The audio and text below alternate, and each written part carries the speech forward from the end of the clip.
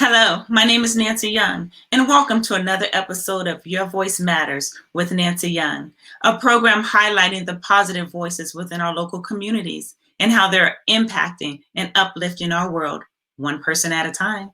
Now, before we get started, go ahead and hit the like and subscribe button. Today, we'll be talking about highlighting your voice through that of transitioning from high tech to high touch. My guest today is from Tracy, California. His name is Charles Williams. Charles and his wife, Lois, they own and operate Crystal's Residential Care Home, a 24-hour residential care facilities for developmentally disabled adults. After many years in high tech, Charles says that his wife, along with God, moved him from high tech to high touch. At this time, help me welcome our guest, Mr. Charles Williams. Okay. Well, thanks, Nancy. I'm so glad to be here today. My wife and I, Lois, we own and operate care homes for individuals that are developmentally disabled. Okay. One thing that sparked that for me was the fact that my mother got sick with Alzheimer's, and she was a warrior. She raised me, from a child and just excellent care. And I wanted to give that same thing for her. So we didn't put her anywhere. We kept her at home as long as we could. And then it got to a point where she didn't even recognize me or my daughter. So we had to place her at that time. And that broke my heart. But what we did was we looked around trying to find a place like home, and that was hard to do. Yeah. We said that if anything like this ever happens to any other member in our family, we'd want to be able to provide those type services. So we started the care home. Okay. And so I wanted to ask you, how did it get its name, Crystal's Residential Care Home? Well, Crystal, we named it after our baby daughter. Her Okay. name is Crystal. But another thing, when you walk into the home, you'll notice everything is just crystal clear and beautiful. It's amazing because people don't think it's a care home when they walk in. Mm-hmm. We designed a home where we'd want to live.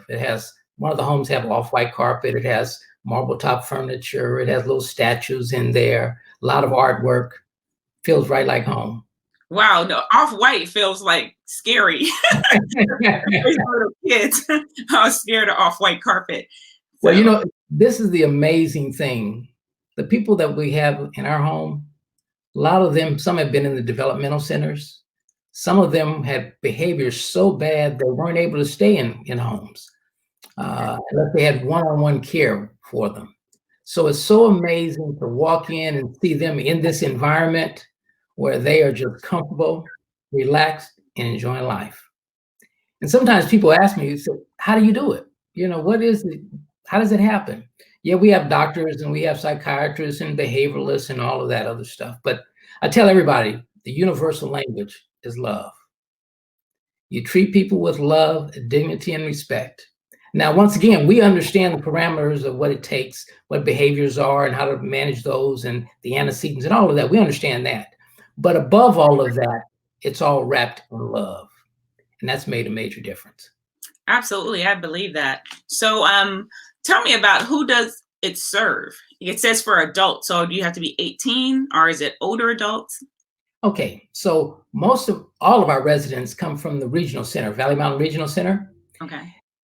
Individuals that were diagnosed prior to the age of 18, the state is mandated to help with their care. And so they have children's units, they have adult units, 18 to 59, and then they have seniors, 59 and above. We focus on adults, age 18 to 59. Okay. And a lot of our, like I say, our guys, they're autistic, bipolar, schizophrenic, Down syndrome, serious behavioral issues, some profound, severe to profound in their behaviors. But that's our focus. Okay, so in reading your literature, it says that it's a level 4? It's a level 4I. 4I, okay. So I wasn't sure what So in these terms, it goes from level 1 to level 4, and the higher the number depends on the different deficiencies one might have, the needs. So level 1 and level 2, mainly, I won't say just board and care, but mainly a place to sleep, eat, and there. When you get to a level 3 and 4, it requires more supervision. And level 4I, you have serious behaviors that have to be managed and also skills, a skills deficit. So you just reached all the way to the top level to help those who need the help the most. Well, it's amazing because prior to doing this, I spent many years in corporate America in high tech sales. Mhm. And I realized one thing, it was just as hard to sell a typewriter or a small computer to a small company as it was to sell a large computer to a large company. So I focused on the larger companies, larger corporations. The same thing here. Once we got into this, we decided to help those that had the greatest need. So the people in our care home have very, how do I say it? Their self-help skills are very limited.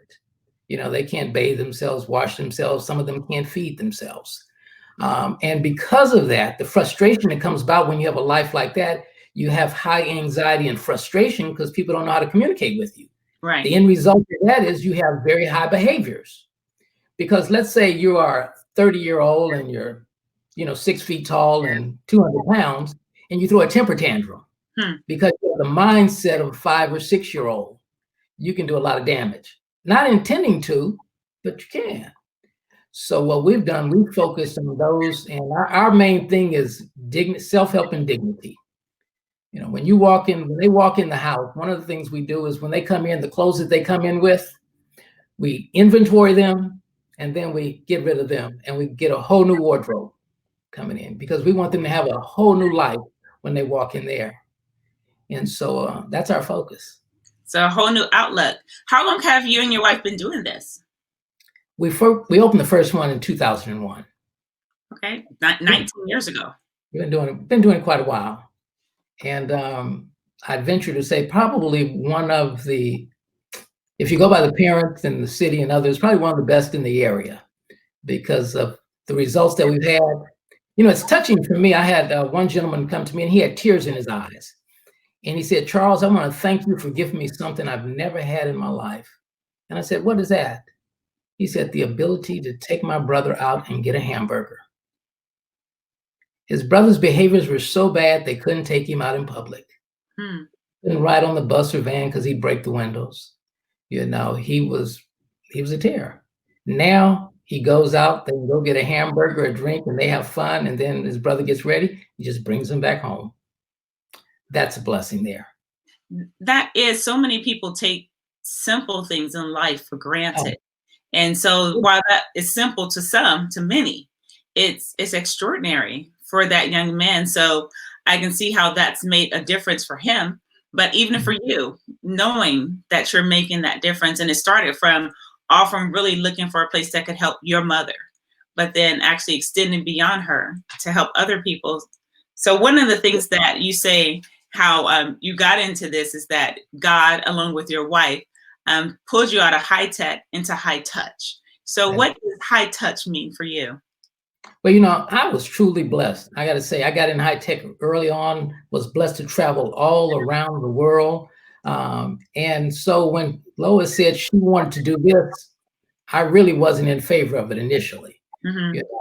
And so, but she has such a warm heart for people, and so we started the business, and then I flashed back on my mother, the situation with my mother, and it changed my life. It changed my life because I realized this. I have friends that have been successful beyond means, all the big houses and fancy cars or whatever. But for some of them, there's still an emptiness in their lives. It's that sense of what kind of contribution am I making? When you find someone where you can really, really change their lives and the lives of the circle that they're around, there's nothing greater than that. So that's where I got my joy from, So we took the business side of it and we put the business side around it. My wife is phenomenal with personal care and staff management and all of this. So I put the system around so she could do what she does best. And it's worked for us. And so now you have 2 homes. Do you have desire to do more than just the 2? Oh, yeah. We had desire to do more. And we've been asked by state and others to open up more. The only reason we haven't is because being here in the Central Valley, it's not like being in the Bay Area where you have a wide range of workers, And to be in this type of business, you have to have a special type of worker, not someone that's there just for the money. You have to be someone there that truly cares. Prime example, one of the residents came home from they go to what's called a day program during the day. Okay. That's an organization where there are other people with disabilities there. It's like a school for them. One of our gentlemen came home. The staff looked at him in the eyes and said, "Charles, something is wrong. I can see it in his eyes. He's not looking the same. Take him to the doctor."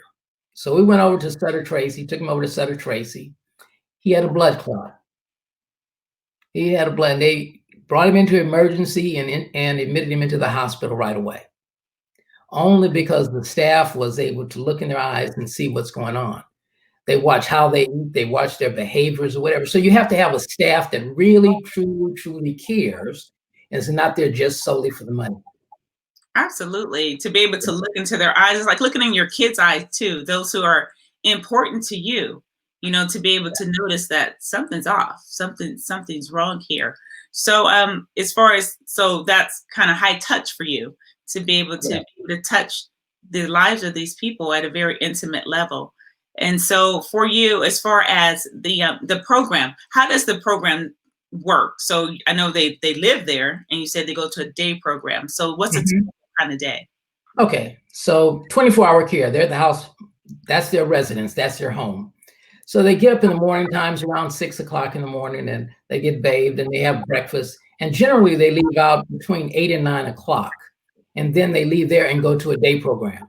Some go to Stockton, some go to Manteca, and they're in the day program generally to about 2 or 3 o'clock in the afternoon. This is Monday through Friday. Then they come back home. Staff brings them in. They change clothes, have dinner. They do recreational things, arts and crafts, movie night. They got karaoke night where they sing. We got a couple of guitar players. They perform, and we just have family time. That's it.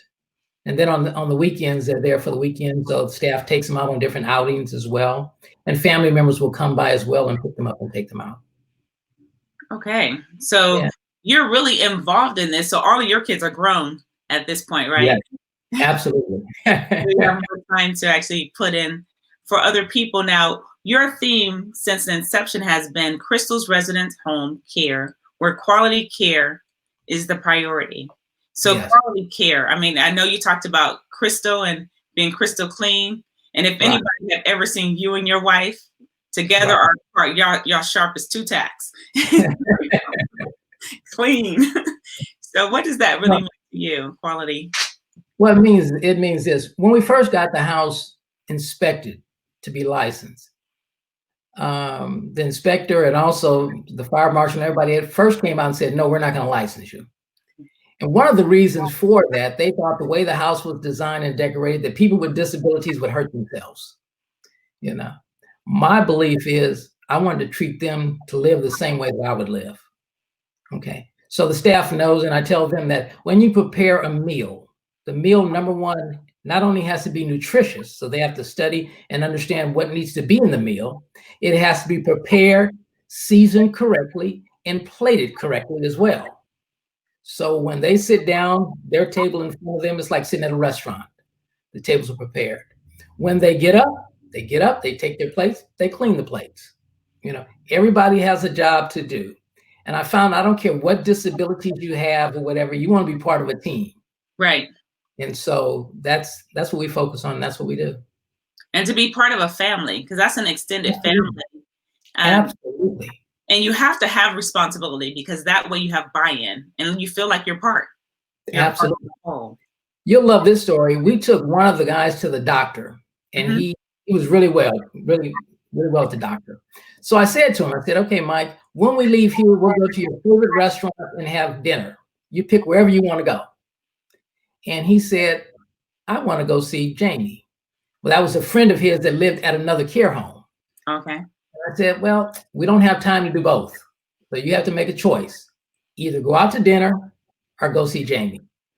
He said, "That's easy. Go see Jamie." So I took him to the other care home. They walked in. Now, neither one of them are verbal. They can say a sentence, but that's it. There's not a lot of talking going on. But it's so funny. He walked into the care home. Jamie saw him. They both gestured to each other and smiled, sat on the sofa next to each other and watched it, and they were happy. He stayed down there for about an hour or so, and then he realized it was time for his evening meds. So he looked at me and said, "Meds." So we got up and we went back home, and he was happy as can be. It's So that kind of thing. Yeah. just as you said, love is a universal language. I think everybody can relate to, being in love or infatuated with somebody, to be able to sit in their presence, to feel that, whatever kind of love that is, even just good friends, best friends, to sit there and just enjoy the company. You don't have to talk. And I think so many times we look at people and we feel that they're really limited because maybe they can't speak as much as we do, but that's not their love language, and that's not how it's expressed. So Absolutely. I think it's absolutely wonderful what you and your wife have been doing for the 19 years so far, and what you are doing for those that are challenged, because I know some severely challenged people, some that were called, their parents had to take them off the airplanes, they had to land planes because they were so disruptive on an airplane or on a bus. And so it's very frustrating when even the parents, they don't know what to do with them. But especially when they get older, then it's like, oh, are these kids supposed to be on their own? But you've just stepped in and taken that next step of the journey to be able to help. That's true. And you know what's so important is that I'm so blessed because I've been introduced to love. Yeah, and that's so important. Growing up, I grew up in East Oakland, with a single parent and all of that. And so we didn't have a lot. But what we did have was love and discipline. So every day, Mama made me get up in the morning, and she had a big breakfast for me. She made me memorize a word out of the dictionary and made me meditate on the scripture all day long. And then when I'd come back home, she'd ask me to repeat it and run reference on it so I'd know. Okay. But we didn't have a lot of fun. Sometimes she'd sit there and watch me eat. And once I got through, she'd eat what was left over. But I always knew no matter what happened in the streets or wherever I went, I could walk through the doors of my house there and I'd have love and security in that sense. So that was embedded in me, and thank God it was embedded in my wife, Lois, as well. So one of the things, and our children, so one of the things we recognize the value of true love. Every night when I look over at her in the bed, I smile and say, God, I thank you. When I see my kids, I say the same thing, God, I thank you. So in our little community, we have love, and we try to bring friends in that have that same thing. And because we have that gift, I believe our ministry is helping those that can't help themselves. And that's where we get our joy, and I'm thankful to God for that. Absolutely. And I've met you in some other organizations within our community. So that love just extends to try to help in other areas. So what are some of the other areas that you're involved in within our community? I'm on the board at the Tracy Chamber. I'm glad to be a part of that as well. And I'm also on the Rotary. And so, just glad to participate in any way that we can within the organization, within the city and the state. Wow. We've done a lot of things also with groups up in Sacramento as we try to advocate for people that are disabled. We do that. Also active in the church community. So wherever we can be, and our ministry is, just hands-on doing the work. That's it. So is there any, I know it's a business, it's an organization. Do you accept donations, or is there anything of encouragement that you just maybe want to give to someone else that maybe are interested in maybe, creating another space for someone else that's looking at this and didn't even know that these type of businesses exist? Okay. Yeah, no, we are a corporation. We're an S Corp. We're a corporation, so a corporation for profit. Some of the people get in it, they are nonprofit, but we've structured ours. Like I said, we go after, people don't realize this, that prior to creating residential facilities, a lot of individuals were housed in state-funded places. Those to reside in those places in the past would cost the state anywhere from $300,000 to $400,000 a year per person, because you have the overall sunk cost of the facilities, you have all the executives, all the managers, all the doctors, everything. So what they did was they opened it up to entrepreneurs or care people to take them out of some of those environments, put them in a home type environment, and that's what we do. So we are so much better than walking to a place that smells like ammonia or alcohol or that's freezing, that's sterile. But marble and off-white carpet is way better. Statues and pictures to just feel homely. So and we're always fighting, because again, we do get our funding from the state, and a lot of people don't really understand how much work is involved in a situation like this. So we're constantly battling and fighting so that people really understand. Our goal is to make people better. We find out there's more money there if you don't make people better because they think the problem exists, so they continue to pay for the problem. Ours is we want to make life better for people. So anyone that's interested, we'd be more than glad to speak with them on that. But that's where my heart is right now. Okay. And at the end of the program, I'll post the contact information so they can get in touch with you if they just want to know more information and maybe how to do that. Okay. Thank you so much for taking the time with me today. I really appreciate it and really enjoyed our conversation today. All right, Nancy. Thank you. And wish you the best in all your endeavors. Okay. Thank you. Okay. Bye-bye. Bye-bye. Thank you again, Charles, for joining us and sharing how your voice is truly making a difference and challenging us all to raise our level of touch within our community. Now, if you'd like more information on how to get in touch with Charles Williams, see the information on the screen below. And if you've enjoyed this programming, go ahead and hit the like and subscribe button. Thank you again for joining us for another episode of Your Voice Matters with Nancy Young. And until next time, remember, your voice matters. If you have something positive to share and you would like your voice to be highlighted on Your Voice Matters with Nancy Young, please contact me at YVMwithNancy@gmail.com. And if you've enjoyed this programming, please hit the subscribe button right now. Thank you.